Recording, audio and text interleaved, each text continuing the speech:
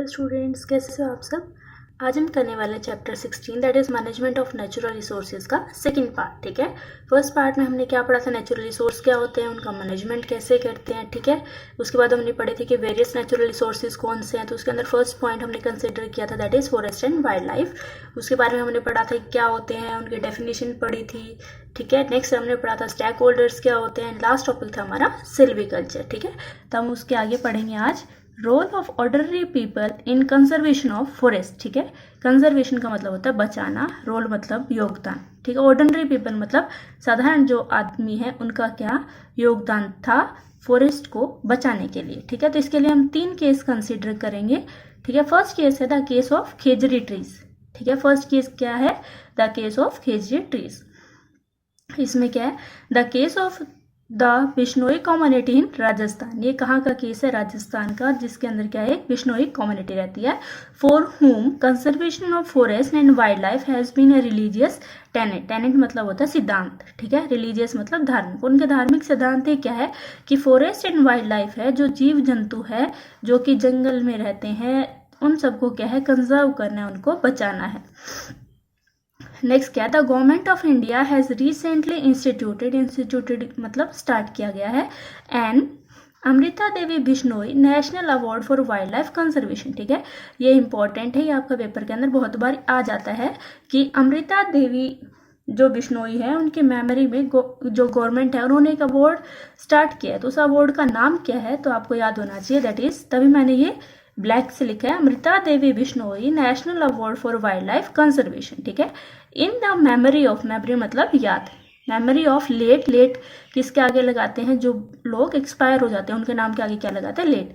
Memory of late Amrita Devi Bishnoi who in 1731, ठीक है 1731 के अंदर सेक्रीफाइस मतलब बलिदान करना, her life along with 363 other for the protection of Khejri tree in Khejarli village near Jodhpur in Rajasthan. ठीक है, 1731 के अंदर जो अमृता देवी बिश्नोई थी उन्होंने अपनी लाइफ का, अपनी जिंदगी का क्या कर दिया, बलिदान कर दिया। और उनके साथ क्या थे, 363 अदर पीपल भी थे जो क्या कर रहे थे, प्रोटेक्शन कर रहे थे किस चीज की, खेजरी ट्रीज की। कहाँ पे, खेजरली विलेज के अंदर, जो कि क्या है राजस्थान में है, जोधपुर के पास। ठीक है, तो उन अमृता देवी बिश्नोई की याद के अंदर गवर्नमेंट ऑफ इंडिया ने एक अवार्ड स्टार्ट किया है, that is Amrita Devi Bishnoi national award for wild life protection. ये क्या है, हर साल दिया जाता है उन लोगों को जो एनवायरमेंट को प्रोटेक्ट करने के लिए क्या करते हैं, कुछ एक्स्ट्रा ऑर्डिनरी काम करते हैं। ठीक है, ये था हमारा first case, the case of Khejri trees. Second case देखते हैं हम, दैट इज चिपको आंदोलन। ठीक है, ये आपने एसएस के अंदर भी पढ़ रखा होगा आई थिंक, चिपको आंदोलन, या इंग्लिश में इसको बोलते हैं द चिपको मूवमेंट। देखते हैं द चिपको आंदोलन। द चिपको आंदोलन, या इसको इंग्लिश में क्या बोलेंगे, hug the tree movement, was the result of a grass root level effort to end the alienation of people from their forest. ठीक है, ये क्या था, इसके अंदर क्या हुआ था कि कुछ जो लोग थे उन्होंने क्या सोचा कि ग्रास रूट लेवल एफर्ट्स मतलब जमीनी रूप से इतने ज़्यादा एफर्ट्स किए गए थे, ये जो अधिकार है किसका, लोगों का, कहाँ पे, उनके फॉरेस्ट पे, उसको क्या बिल्कुल खत्म करना है, उसको एंड करना है। ठीक है, इसमें हुआ क्या था, the movement originated from an incident in a remote village. Remote village मतलब जो एकांत में गांव होते हैं उनको बोलते हैं रिमोट विलेज, कॉल्ड रेनी इन गढ़वाल। ठीक है, गढ़वाल के अंदर रेनी नाम का एक रिमोट विलेज है, वहां पे ये मूवमेंट क्या है स्टार्ट हुआ था, high up in the Himalaya, जो कि क्या है हिमालय के अंदर पड़ता है, ड्यूरिंग द अर्ली 1970s 1970 के टाइम की बात है ये। नेक्स्ट इसमें क्या पॉइंट है, there was a dispute, dispute का मतलब लड़ाई झगड़ा, there was a dispute between the local villagers and the logging contractor. Logging मतलब जो लकड़ी का काम करते हैं, जो कॉन्ट्रैक्टर होते हैं उनके बीच में, और जो लोकल जो वहाँ के लोग थे उनके बीच में क्या था, झगड़ा था। हु हैड बीन अलॉट, वो क्या किया गया था, उनको क्या अलाउ किया गया था, to fell trees in a forest close to the village. ठीक है, जो कॉन्ट्रैक्टर है वो क्या परमिशन लेके आया था कि इनके गांव के आसपास जो जंगल में जितने भी पेड़ है उन सबको मैं क्या करूंगा, गिरा दूंगा और अपने साथ क्या इसको ले जाऊंगा। तो क्या हुआ, इस बात का क्या है, जो लोकल लोग थे वहाँ के और जो कॉन्ट्रैक्टर था, ठीक है, उन दोनों के बीच में क्या है, इस चीज़ के लिए झगड़ा चलता रहता था। ऑन अ पर्टिकुलर डे, उस एक खास दिन क्या हुआ, the contractors worker appeared in the forest, जो कॉन्ट्रैक्टर के जो वर्कर्स जो काम करने वाले आदमी थे वो वहाँ पे क्या है, जंगल में आए, in to cut the trees, किस लिए, पेड़ों को काटने के लिए। While the menfolk were absent, while मतलब जबकि, उस टाइम क्या थे, जो मैन फोक था, जो कि जो जंगल में लोग रहते थे, उनमें से जो आदमी है वो अपने काम से गए हुए थे, ठीक है। तो घर पे कौन कौन थे, सिर्फ औरतें थी और बच्चे थे, जो आदमी थे वो वहाँ पे क्या थे, घर पे नहीं थे, ठीक है। अंडररेटेड, इसी टाइम क्या किया, the women of the village reach the forest, ठीक है। तो अब वहाँ पे आदमी तो थे नहीं, तो औरतों ने क्या किया, इकट्ठे मिले और वो फॉरेस्ट में गए क्विकली, जल्दी सी, एंड क्लैप्स्ड द ट्री, क्लैप्स्ड मतलब किसी को हग करना, क्लैप्स्ड द ट्री ट्रंक, जो पेड़ थे उनको क्या कर दिया, उन्होंने हग किया, दस preventing the workers from failing the trees, ताकि क्या है, जो वर्कर्स हैं, जो कॉन्ट्रैक्टर के जो आदमी है, जो काम करने वाले लोग हैं, वो क्या करे, इस पेड़ों को ना गिराएं। Thus the way the contractor had to withdraw, और उसके बाद कॉन्ट्रैक्ट को क्या लगा, भी चलो छोड़ो, आज तो चलते हैं, उन्होंने अपना काम को क्या किया, विड्रॉ कर लिया।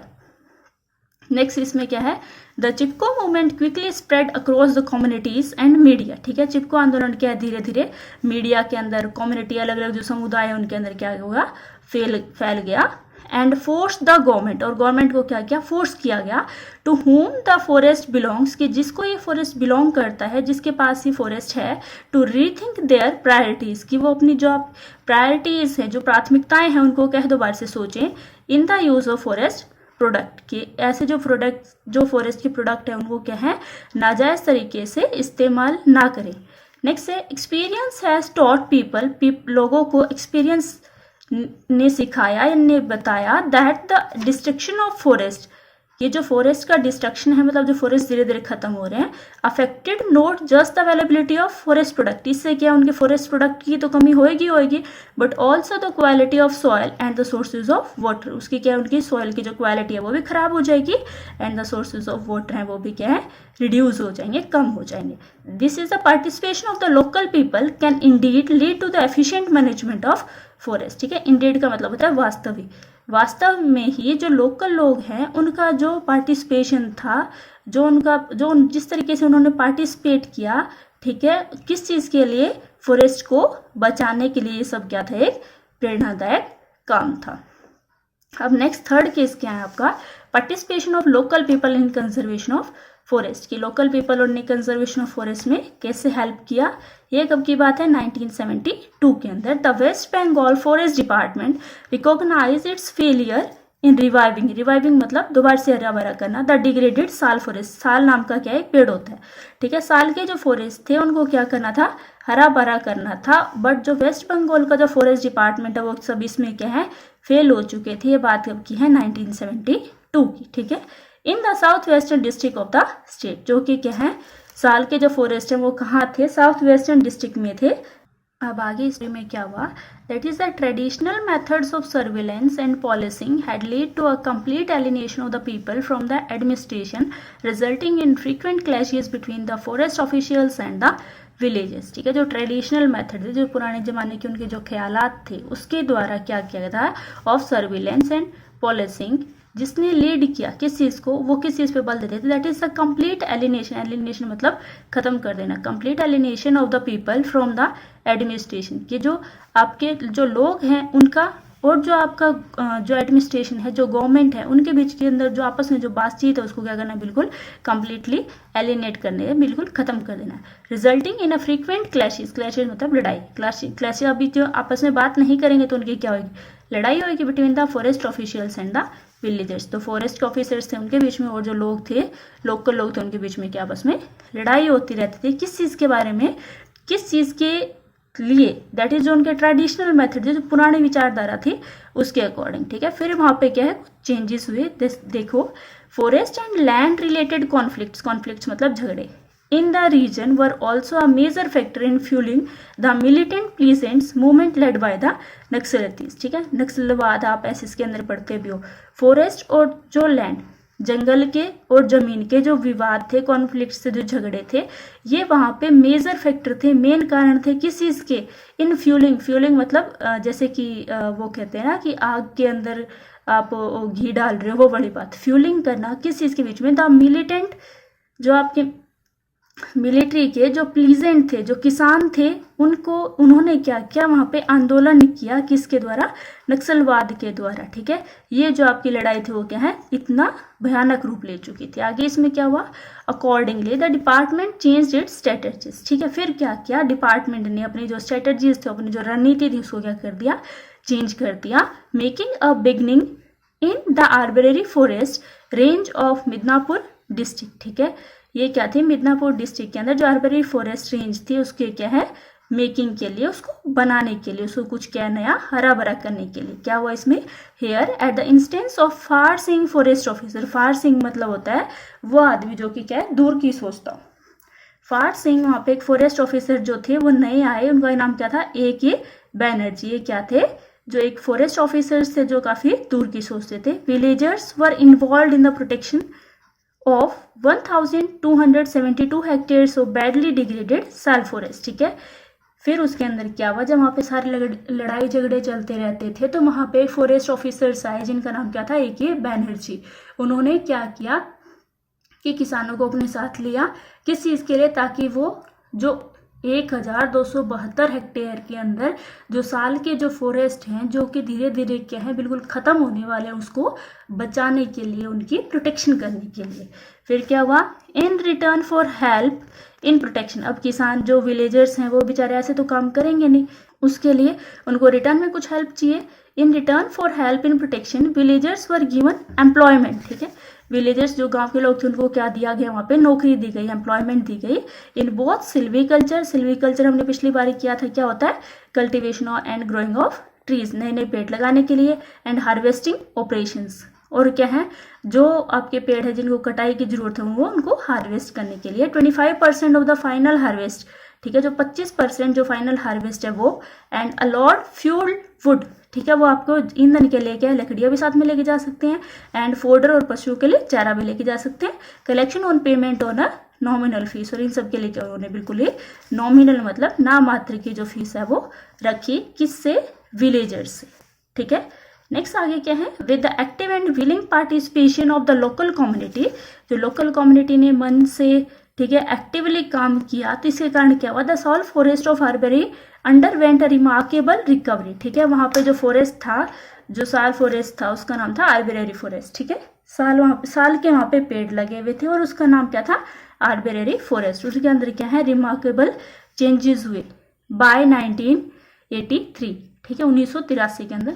ए प्रीवियसली वर्थलेस फॉरेस्ट, ठीक है, जो पहले वर्थलेस मतलब जिसकी कोई कीमत नहीं होती, प्रीवियसली पहले एक फॉरेस्ट जिसकी पहले क्या कोई वैल्यू नहीं थी, वॉज वैल्यूड ₹12.5 करोड़। ठीक है, वो कितने रुपीस का हो गया, उसकी वैल्यू कितनी होगी थी, 12.5 करोड़ रुपए, सिर्फ किसके कारण, एक अच्छे इंसान की सोच के कारण।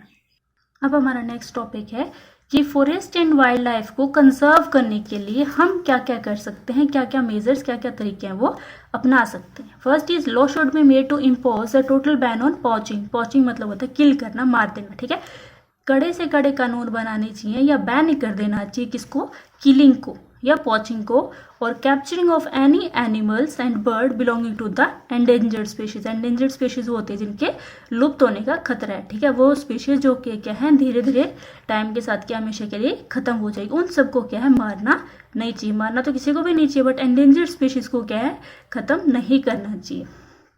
सेकेंड क्या पॉइंट है, special attention should be paid to the conservation of various species. जो अलग अलग स्पीशीज है उनके लिए क्या स्पेशल अटेंशन रखनी चाहिए, स्पेशल ध्यान रखना चाहिए।